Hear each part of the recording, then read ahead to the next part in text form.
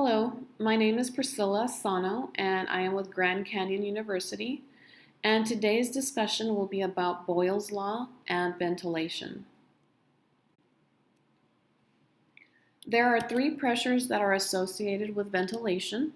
The first one we will discuss is atmospheric pressure, and this is going to be the pressure of air on Earth's surface, and it is 760 millimeters of mercury.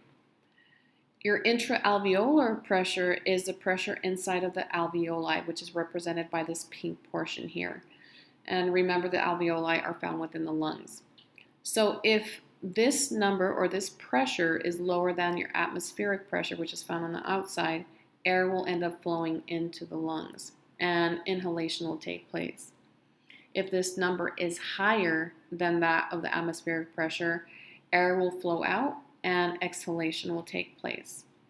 Now, the intrapleural pressure, which is represented by the blue region, is the pressure inside of the pleural sac, and it's usually 756 millimeters of mercury.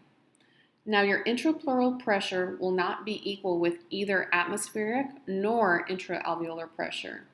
And there's a reason behind this, and it is because the pleural sac is closed off, so air can't flow as pressure gradients change with the lungs and the atmosphere.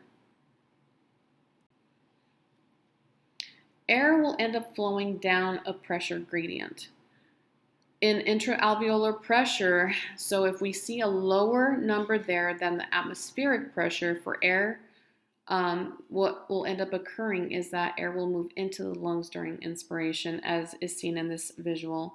So we see the number higher on the outside, which is your atmospheric pressure, and that's 760.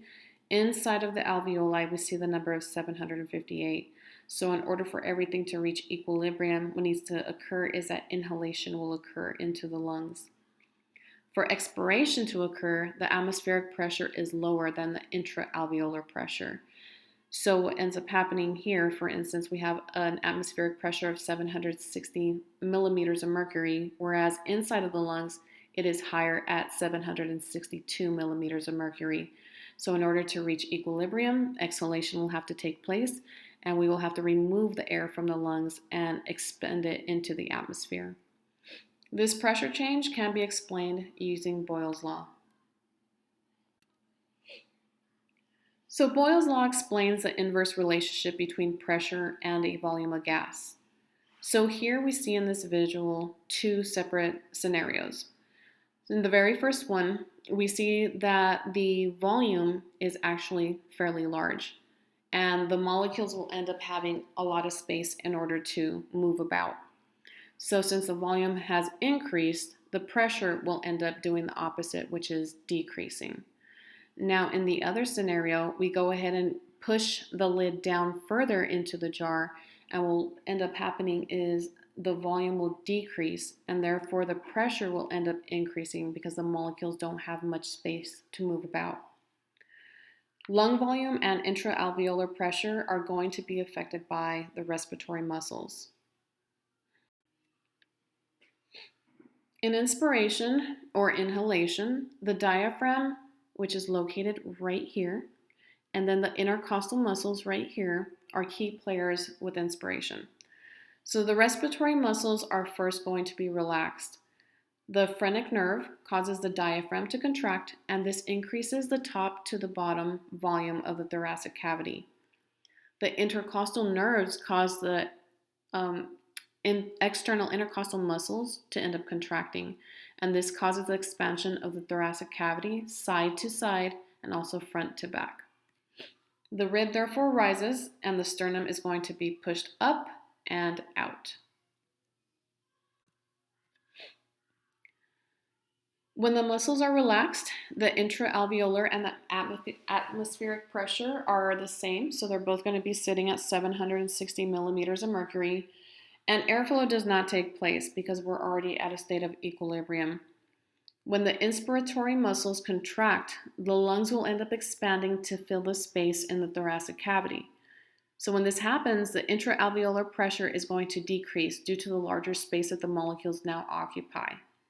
The intraalveolar pressure decreases below 760 millimeters of mercury compared to the atmospheric pressure, which sits at 760 millimeters of mercury. And we can see that within this visual. So we have the atmospheric pressure that's going to be higher than the alveolar pressure.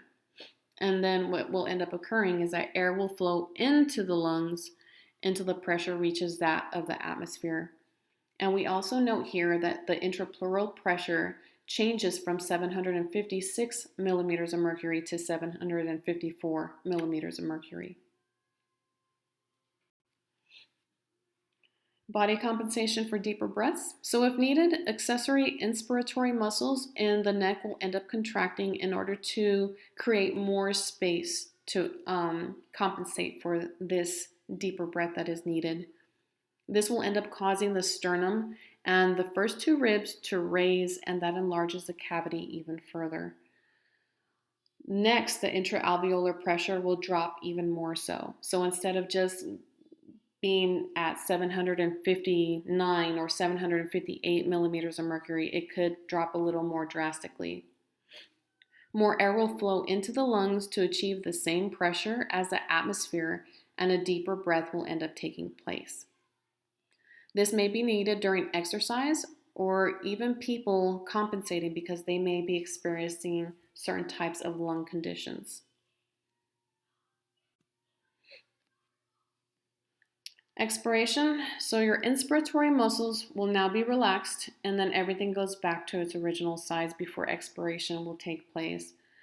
Now the intraalveolar pressure now will increase because the lungs volume will end up decreasing. So the intraalveolar pressure will now hit, for example, 761 millimeters of mercury in comparison to the atmospheric pressure, which is now lower at 760 millimeters of mercury. Air will travel down the pressure gradient and out of the alveoli and into the atmosphere. Now, at this point, the intrapleural pressure will now increase to 756 millimeters of mercury. Airflow stops when the atmospheric pressure is achieved at 760, and then that shows one cycle of respiration. So another cycle can actually ensue at this point. Body compensation for more forceful expiration.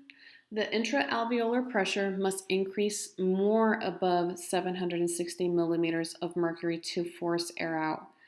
The intrapleural pressure may also rise above 760 millimeters of mercury. The expiratory muscles have to contract even more so to reduce the volume of the thoracic cavity and the lungs.